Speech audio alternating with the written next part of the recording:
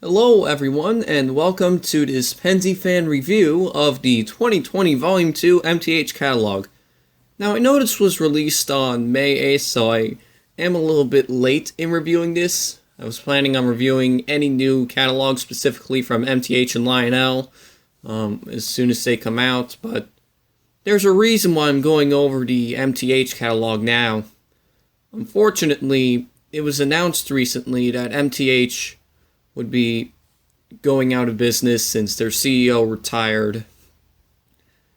This will be a huge loss within the model railroading community since MTH has been in the business for 40 years, as a matter of fact, and I even have a few of their products and they're really good quality. So they will be missed by all of us. So in order to honor MTH's memory, I will do a live reaction video of the 2020 Volume 2 catalog. So let's get into it. Usually the catalogs from MTH are pretty good. They have some interesting locomotives and they're very realistic. Kind of like Reading 2102 here.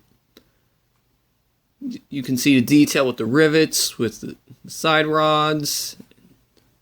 I'm just trying to be as descriptive as I can. This is my first time doing a catalog review, but here we go. Another thing too, you can notice the snow on some of these buildings, so that just adds to the realism, including the icicles over there. So let's get into it. If there was ever a time to have a hobby, this is it.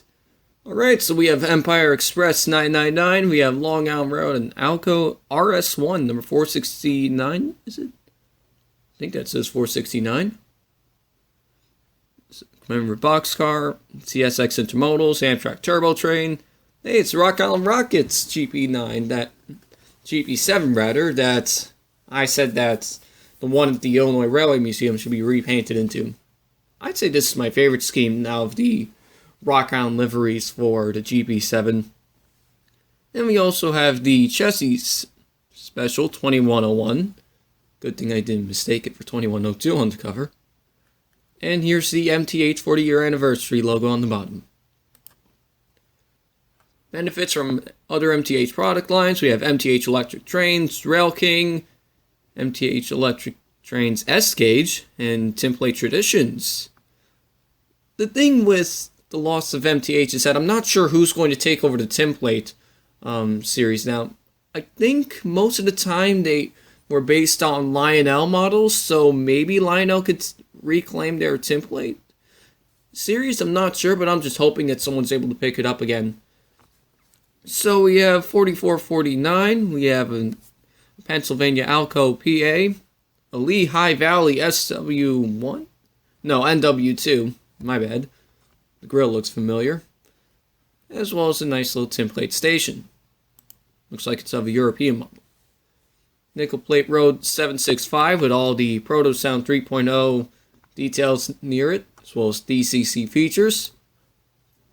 The DCC remote, how to run the railroad. DCS rather. It goes over all the equipment needed for certain remotes and certain apps and the prices. Run any AC powered train. Rail King. We have a nice Southern Pacific E unit. This is an interesting MP15. Not sure what this was though. These are both Rail King. They make good models as well. And then we have Imperial, which I feel it's kind of like the starter set version for MTH. I mean, like, they're good, but it's a good starter set since this is supposed to be 765 and it doesn't have all the details that 765 has in real life, but it's good to start with, I would say. So I would say, in my opinion, that Imperial is the starter set of the series. And well, you know, we start off with the 284 Berkshire. So we have 765, we have the same one in Chesapeake and Ohio, Nickel Plate Road a few times, and Wheeling and Lake Erie. The only difference between these two is that this one is 765, while this one is 763. I'm not going to read the description down here since it would take a while, but if you would like to, feel free to pause the video and read it. Next we have the 464 Hudson, with an interesting Western Maryland tender. We have the New York Central, The Richmond, Fredericksburg, and Potomac. That's an interesting model. Great Northern, and here's Western Maryland again. This is one of the interesting examples of MTH having a custom livery on a certain type of locomotive. The chassis system never had any steam locomotives which were painted in this livery except for 2101 for the safety train, but it wasn't for this model. But we do have that's a darker green, if not black, for the Southern Crescent Limited, so that's an interesting way to approach the Crescent Limited with that model. We have a white New York Central Imperial Pacific, very interesting. Baltimore and Ohio in green and in blue, chassis system, and Chicago Great Western.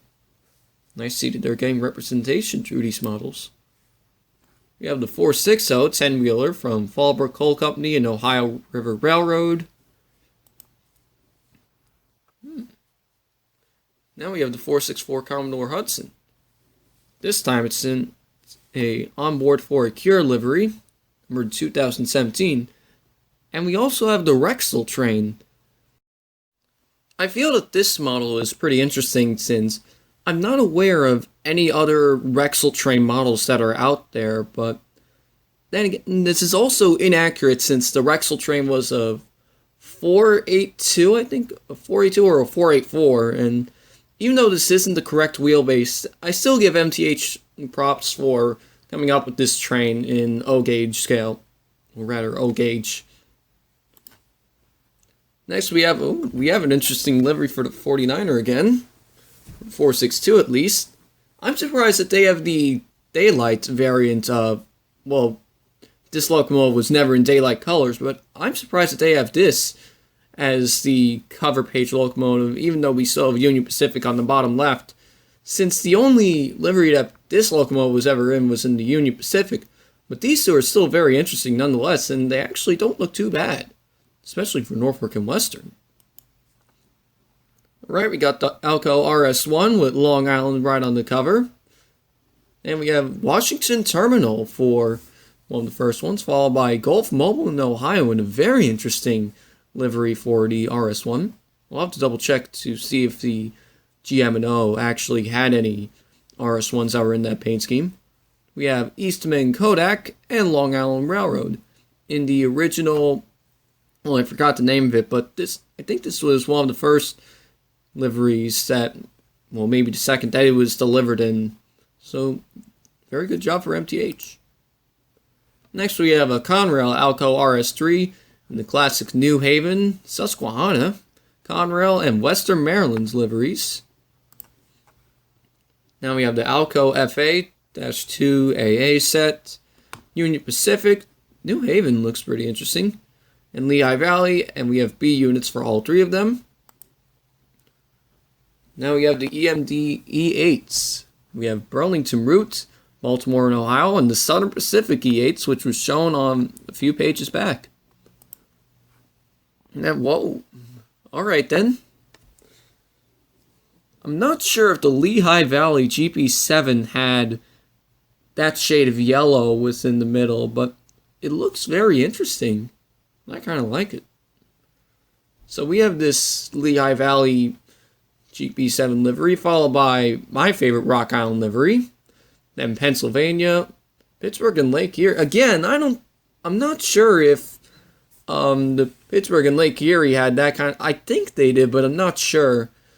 If anything, I remember the Pittsburgh and Lake Erie GP7s being in this livery for New York Central, but instead of 5694, it would have the Pittsburgh and Lake Erie logo on the cab.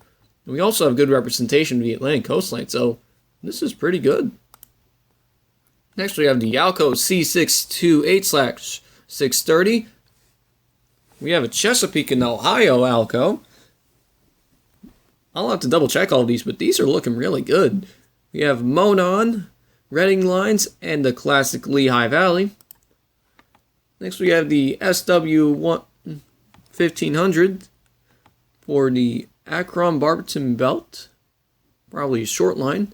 We also have NASA, Norfolk Southern, the Akron Barberton Belt again, and the Canton Railroad. Nice to see that some of the smaller railroads are getting representation. Now we have the MP15. We have BNSF in an interesting BNSF livery. The General Motors demonstrator. Roseacres. Buffalo and Pittsburgh. Kansas City Southern. And Pittsburgh and Lake Erie. Interesting to see that they were able to do all of these paint schemes for each of these MP15s, even though I'm not sure if any of them had them, but what do I know? Well, I don't want to say that, but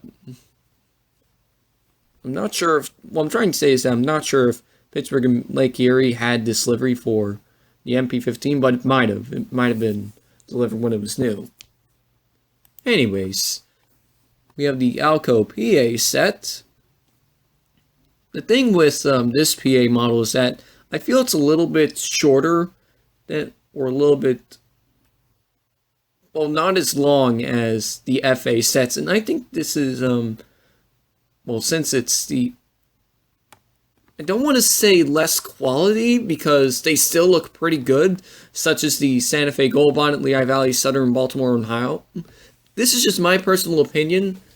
The Legacy series probably does it better since it has more detail, and since you can tell that there's a little bit less detail in comparison to the other locomotives that we'll probably get onto later on, or if you just compare this to an Alco PA in real life. But it still looks interesting. I'm just saying this because the nose looks a little bit short. I think in real life the Alco PA had a little bit of a longer nose, and it wasn't as round, if you understand what I'm trying to say here. But they still did a good job. Now we have a GM Aero train. Some of the models from Rail King and Imperial, they still look close to the real thing, so I give them credit for that.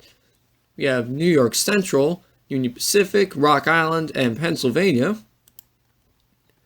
Now we have the SD70 ACE for George Bush 41, Union Pacific 1943, the CNJ and Erie heritage units. Now, since this is from Imperial, just keep in mind the Imperial versions in comparison to the Legacy versions of these models that will probably show up later on in the catalog. But since it's from Imperial, it's for a lower price, and even though it might not, well, I don't want to say perform as well, but I have a few differences as well, I have a few different models, and there's a little bit of a difference of a starter set Lionel set in comparison to a Lion, or rather something that's within the Legacy series. The Legacy series has more effort, but the Imperial or starter set series are still necessary because even if they have a little bit less detail or might not be as accurate as the real thing, they're still able to pull a good amount of cars, and they're still, as someone else said, ready for fun. We have more SD70s with Union Pacific 1111, Kansas City Southern 4006, some EMD demonstrators, and Union Pacific 1982. Now we have the ES44AC from Norfolk Southern, the 3 CSX commemorative units, Pennsylvania Heritage Unit, one of my favorites, BNSF, Union Pacific twice, this one with the pink ribbon. Now we get into the rolling stock, which is pretty interesting. Now apparently we have a boxcar, trailer, tanker, and caboose for corresponding to the first responders unit over here. And I've noticed with model train companies, they do this often. They have corresponding freight cars for certain locomotives, whether it be commemorative units or heritage units. It's interesting to have rolling stock to go together with the heritage locomotive, so that's a nice touch. Ah yes, the Trump and Biden Gevos and cabooses. I even went over these locomotives in the May 2020 Pennsy Fan periodical. So, in order to avoid getting too political, these Gevos actually look pretty good. I would definitely say they look patriotic with the with the candidates on each caboose. So, good job in making these models. And now we have more Trump and Biden merchandise. In order to avoid getting political, I'm just going to go on. Now we have subways. We have the Q car, the Q car 3 type. Again, this time in turquoise, and this one is a darker green. And we have the low V2 subway cars. We have more Rail King rolling stock. This is one of my favorite kinds of rolling stock that MTH has, specifically the one where it shows you the route map on the side of the car. I remember they did stuff for railroads such as CNJ, Santa Fe, I think. But this is just one of the good examples of one of my favorite types of rolling stock, where it shows the where it shows the route map on the side of the tank car for the railroad that runs for it. So we have modern tank car. I feel that this has to do with sanitizing, or sanitizer with the hands and alcohol. We have Long Island water fire protection. Very interesting from MTH. I see this car pretty often, well, not often, but occasionally used to roam the system behind, I think, some of the Sandite trains that were running along the system, and this is a pretty rare car, and I'm impressed that MTH is making this. Next we have some ore cars from the Bessemer and Lake Erie, Duluth, Mississippi, sorry for mispronunciation, Nine Range, Long Island Railroad, Lake Superior, and Hemming. I'm sorry if I can't pronounce these names. Air slide hoppers, 4-bay cylindrical hoppers. This one I usually see often whenever I'm passing a sort of freight railroad from Canada. You have the press center flat car with transfer loads, crane and crane tender. Interesting models. Military flat car, N5C cabooses. I don't think the Long Island Railroad ever had an N5 in this livery, but it's still good. Same thing with Conrail. Well, Conrail might have. I have to double check. Now we have the Premier line. Notice how there's significantly more detail with the SD70s in the Premier line, even though they're more expensive and have more details. But it goes to show the difference between starter set and Premier, such as the bolts near the trucks. You can see a few, I don't think this is the right term, but the doors, or some sort of flap where the engine usually is, or certain parts are. Some of the spacings between the doors for the engine. You can just tell how this has more detail than Imperial or Rail King. The anatomy of a Premier steam engine. Here's all the specific details of 765 in comparison to the Imperial 765 shown earlier. Now we have the Reading T1 484 Northern. Chassis Steam Special 2101 has a cover with Reading 2100, 2101. 2101 is supposed to be restored later on this year, as a matter of fact. Blue Mountain and Reading, that's an interesting,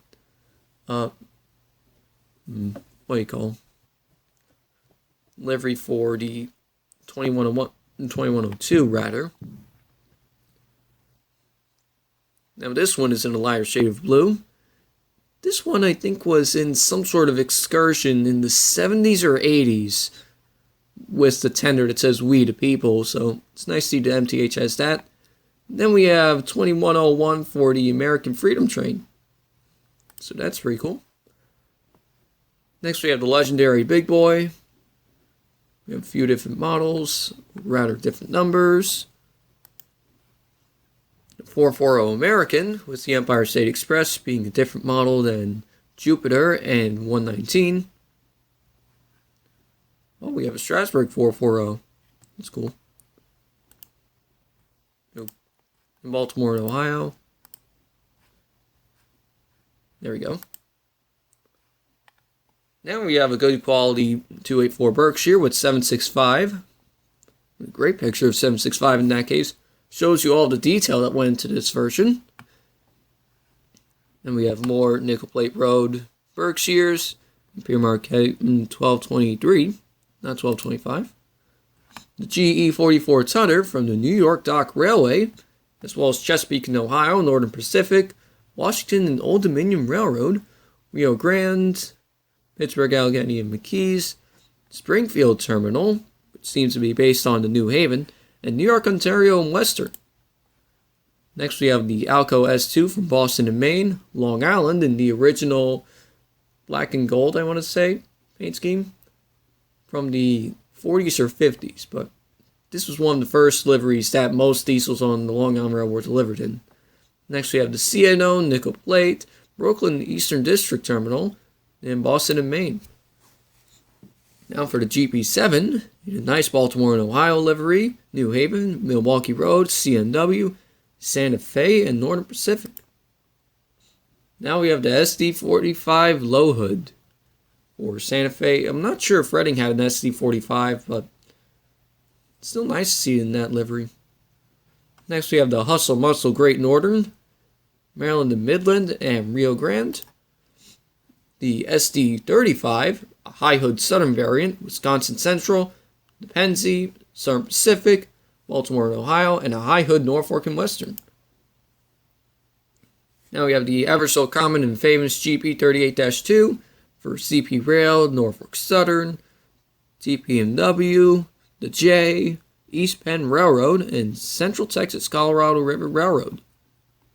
So that's a nice recent one that they added in. Now we have the classic EMD F3, which will probably go on to the next few pages since Santa Fe isn't here, from the CNJ and Hiawatha, Maine Central, Erie, New York Central, and Santa Fe.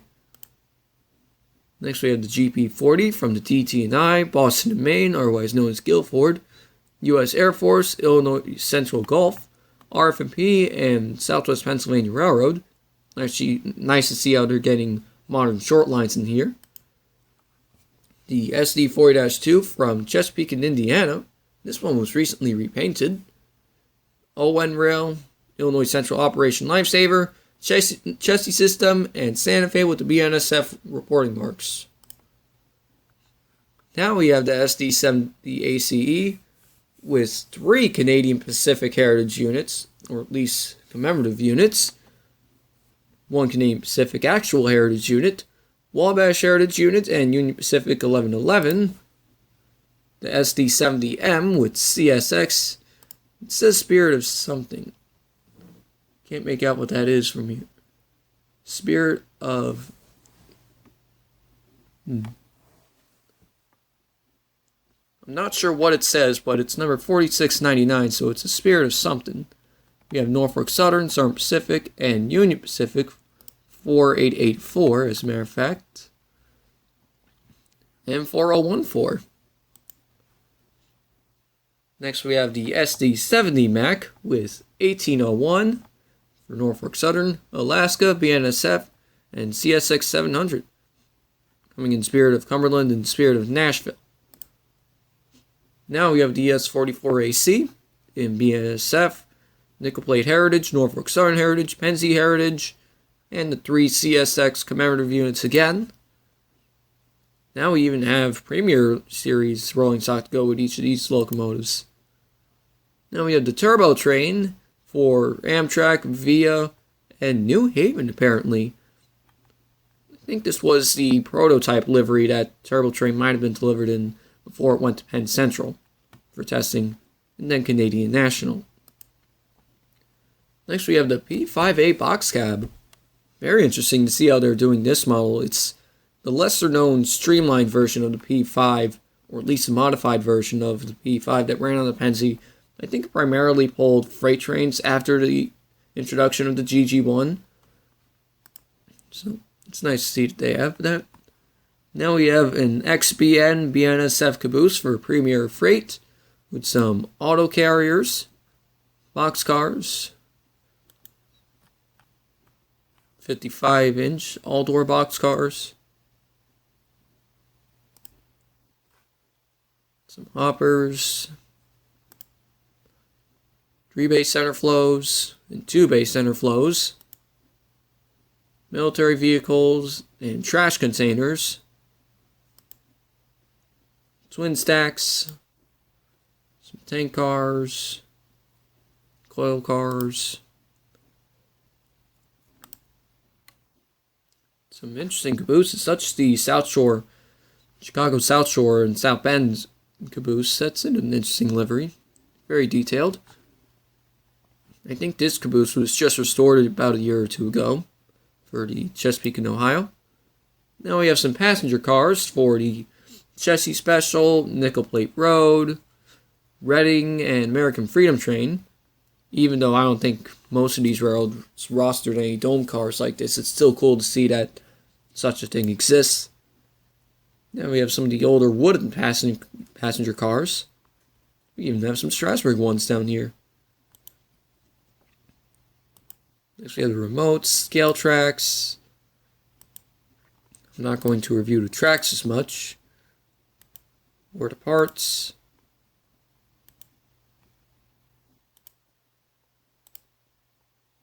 MTH Railroader Club. This is considered vintage at this point, since they're going out. And that is the MTH 2020 Volume 2 catalog. So it's an interesting catalog to say the least. It's very detailed. I give them credit for how they were able to make models of relatively recent locomotives and paint schemes that are now in American railroading. So I give them a lot of credit to that. So MTH will be greatly missed among the railroading community, and if anyone has any MTH equipment, I'm calling on you to possibly take pictures or videos of any MTH equipment and maybe upload it in order to show respect to MTH, or show respect that, you know, we have most of the MTH equipment and they will be missed. Alright, then if you enjoyed the video, don't forget to subscribe and like the video. Have a good day.